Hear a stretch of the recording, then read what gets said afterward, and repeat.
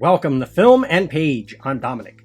So most people by now have heard the news that actor William Hurt passed away last week. And so his family shared a statement with Variety. It is with great sadness that the Hurt family mourns the passing of William Hurt, beloved father and Oscar-winning actor, on March 13th, 2022, 1 week before his 72nd birthday. The family said in a statement obtained by Variety. He died peacefully among family of natural causes. The family requests privacy at this time. No cause of death was shared by the family. Although William Hurt was diagnosed with prostate cancer in 2018, so he had been battling cancer for the last few years. Now, this is an actor who, have done a lot of movies over the years. He got big back in the 1980s, and I've seen quite a few of his movies. So I was thinking about this today, and I was thinking about, once the news came out, some of the favorite roles I've liked them in. So I decided to do a top 5. So this one is not going to be scripted. Some of my top 5s are scripted, some aren't. This one's not going to be. It's just going to be me rambling through it. And and this is kind of like a loose order. Like the first 3 of these, kind of can switch them around a bit. But for sure, the last 2 are pretty solid. Especially the first one. So let's get into it. So the first one on my top 5 list is this movie here, Master Spy. And this is the story of FBI agent Robert P. Hansen. Now, I saw this movie almost 20 years ago now. And I rented it at the local video store. And I think I just rented it because William Hurt was in it, to be honest. And but it was a very interesting story. So he plays this FBI agent who was a mole and was feeding information to the Russians. So now that's not a spoiler. The movie lets you know that immediately. So the movie's all about him leading this double life and how they eventually caught him. And it takes place in the 1980s, and supposedly it's based on a true story. But what made this movie memorable, and why I've never forgotten about it, but I've never seen it anywhere to buy or rent or to stream anywhere at all since I've watched it all those years ago. He had more than one double life. He had this double life where he was he was a mole for the Russians. He was this FBI agent, but his at-home life, he was very conservative. Him and his family were conservatives, and they were born-again Christians. So he had this very conservative lifestyle. But behind his wife's back, he was filming him and his wife having sex, and he would secretly film his wife changing, and he would take secret nude pictures of his wife.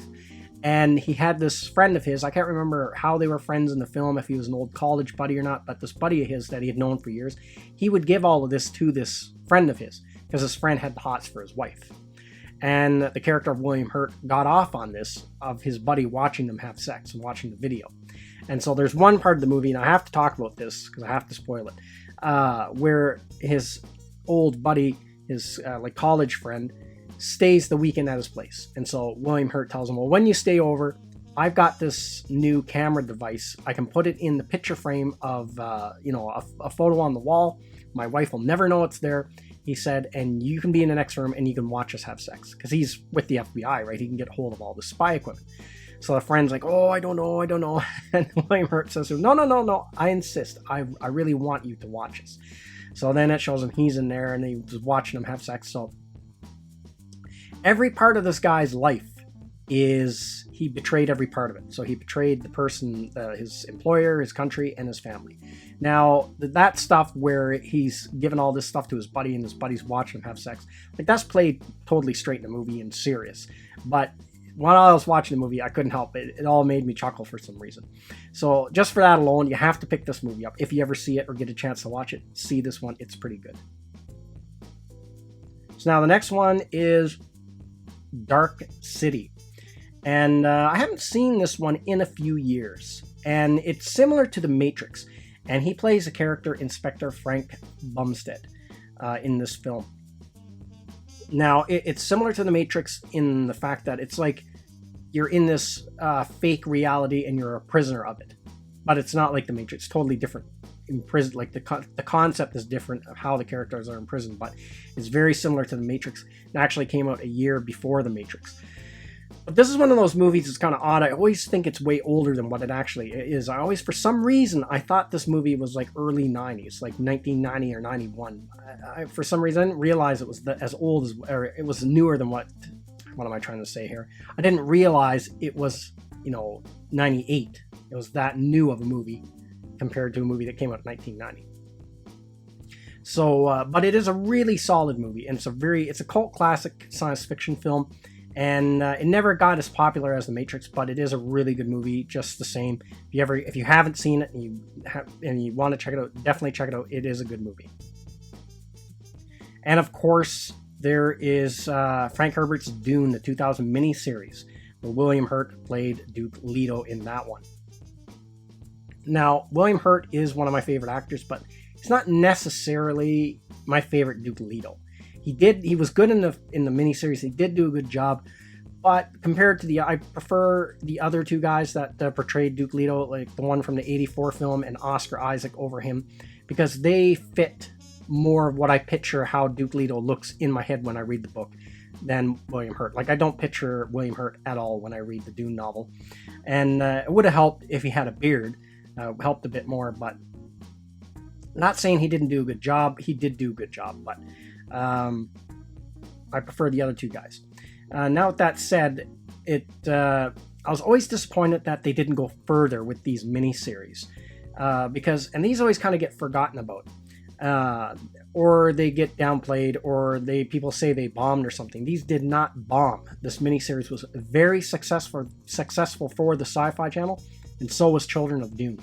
They were two of the most highly rated miniseries that Sci-Fi ever had on their channel. Was Frank Herbert's Dune and Children of Dune. Because if they had to keep going with it, the next miniseries would have been God Emperor of Dune. Because they took Dune Messiah and Children of Dune and combined them into one miniseries, both those books. So it would have been curious to get that kind of an adaptation, at least on the small screen, of the God Emperor Dune. That would have been interesting to see that. But I guess they changed their minds on what direction they wanted to take the Sci-Fi Channel, and started doing all this other like Sharknado kind of crap, and they didn't go any further with the Dune miniseries, which would have been interesting. We would have got some more back in the 2000s, and but we got the new one, so that's really cool. So anyway, moving on. So the 2008 Incredible Hulk film. Now, this is a MCU that for some reason kind of gets forgotten about or not acknowledged like in with the other ones. That's what it seems like to me. Because it has a different actor. For Bruce Banner has Edward Norton and not Mark Ruffalo.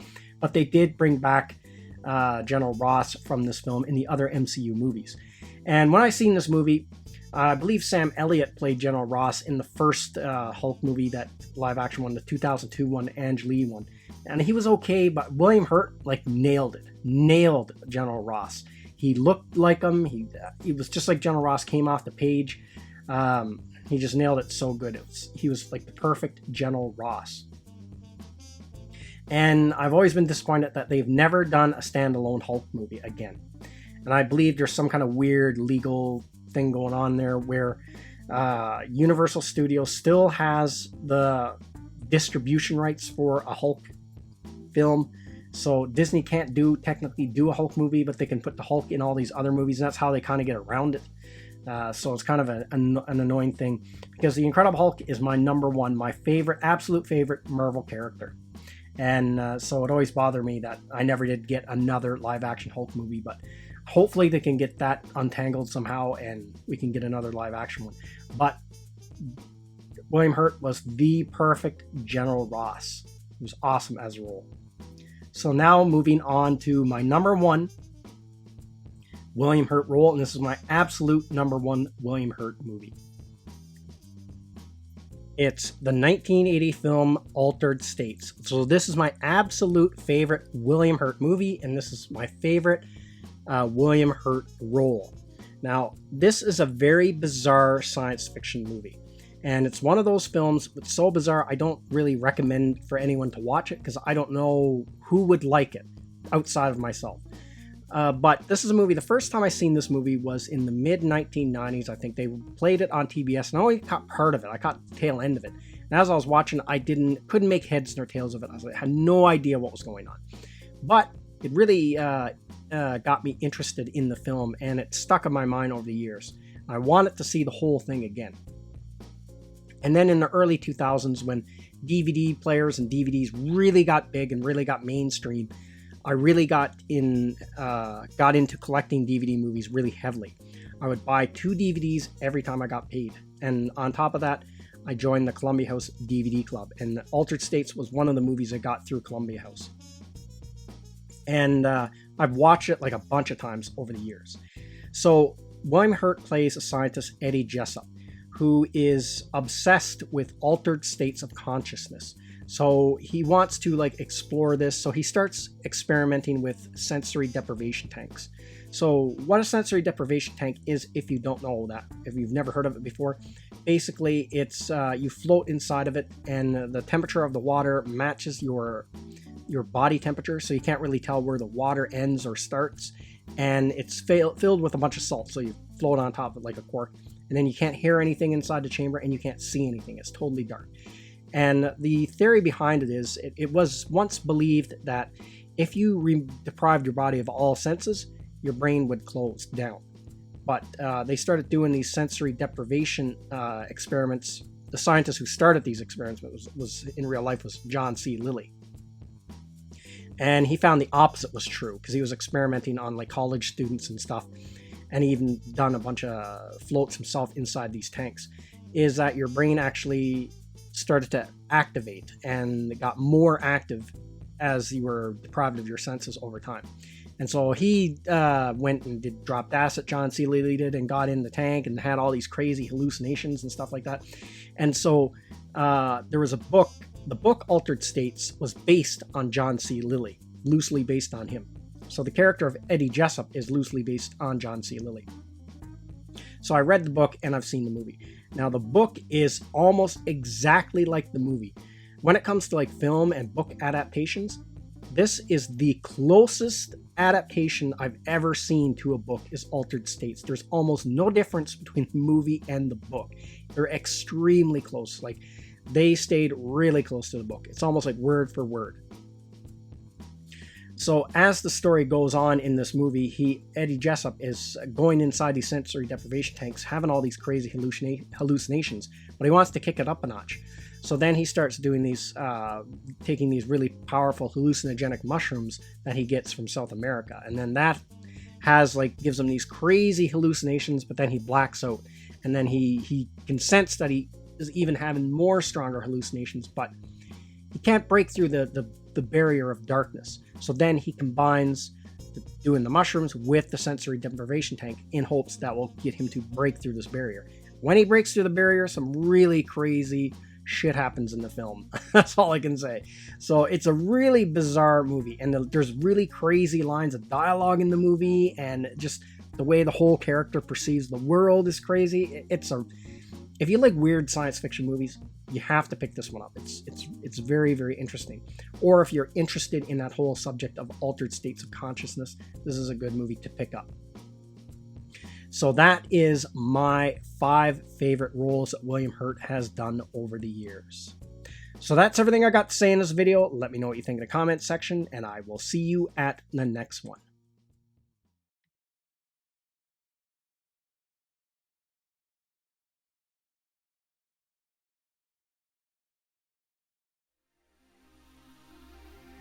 I'd like to say thank you to all of my subscribers.